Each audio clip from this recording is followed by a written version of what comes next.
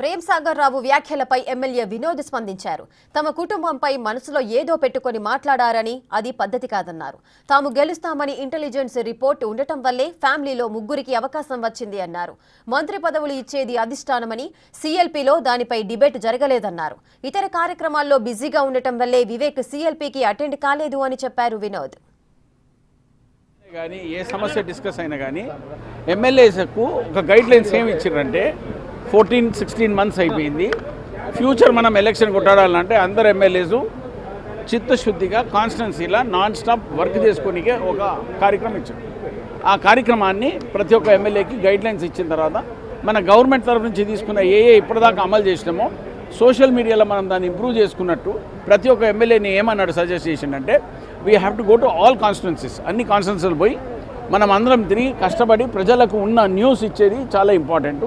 ప్రత్యేకంగా సన్నబియ్యం గురించి, ఇందిరమ్మ హౌసింగ్ గురించి, మన చేసిన మంచి స్కీమ్ల గురించే ప్రత్యేకంగా దాన్ని ప్రొపగండా చేయమని ప్రతి ఒక్క ఎమ్మెల్యేకి ఆదేశాలు ఇచ్చాడు. ఇంకొకటి ఏంటంటే గవర్నమెంట్ తరఫు నుంచి ఏమేమి సపోర్ట్ చేస్తే బాగుంటుందని, ఎందుకంటే 14 మంత్స్ 16 మంత్స్ అయింది. ప్రజలకు మెమరీకి దాన్ని ఇంప్రూవ్ చేసుకునే బాధ్యత ఉన్నది. అందుకోసం ప్రతి ఒక్క ఎమ్మెల్యేని he wanted them to work in each constituency regularly. That was the main guide lines. మంత్రివర్గ విస్తరణ హైకమాండ్ చేతులు ఉన్నది. It will take its own course of time. దానికి గైడ్ లైన్స్ హైకమాండ్ నుంచే గైడ్ లైన్స్ రావాలి ఒకటి. కానీ అసలు మాటలకు రాజకీయంలో దానికి వాల్యూ లేదు. మా నాన్నగారు చేసిన ఘనత అందరికీ ప్రజలకు తెలిసిన విషయమే. మా కుటుంబానికి 70 ఏళ్ళ సంబంధం ఉంది కాంగ్రెస్ పార్టీతోని. దాన్నే కాపాడుకుంటా నేనైనా కానీ మా తమ్ముడైనా కానీ ముగ్గురు తీసుకెళ్తున్నాం. కాంగ్రెస్ పార్టీ హైకమాండ్ 135 ఏళ్ళ పార్టీ అండి.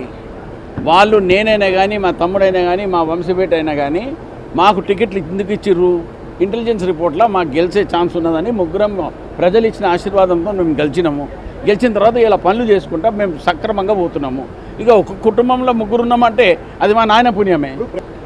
ఇటువంటి ఆలోచన పెట్టుకున్నాడు నేనేదంటే అవివేకం. మాకు అసలు బుద్ధి లేదు. మేము కాంగ్రెస్ పార్టీకి ఇందిరమ్మకు దాదాపు 70 ఏళ్ల ఎమర్జెన్సీలో అరెస్ట్ అయిన తర్వాత మా ఇల్లు ఇచ్చేది అవసరం లేదు. ఇల్లు ఇచ్చేది ఉంటే మేము ఎందుకు అమ్ముకునే సమస్య కాదు. కాంగ్రెస్ పార్టీ మాకు సొంతది.